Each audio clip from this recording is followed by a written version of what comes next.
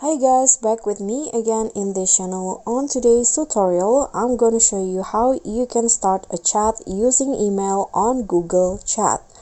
So here, what you need to do is just open your Gmail on your phone, and then you can see now there is no chat menu at my Gmail here.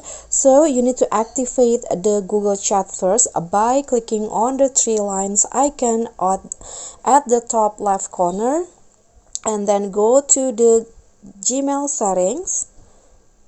Then in here, click on your email account, email name.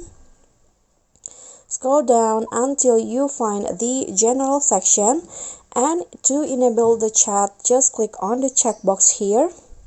Then the Gmail will restarting, and it will show the chat menu at the bottom. So to start chatting with the other person, just click on a chat.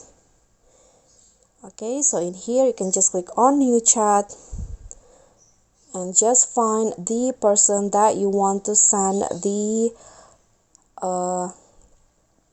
chat. So for example,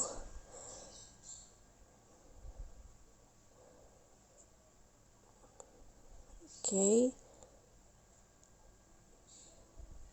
just click on this to send the chat.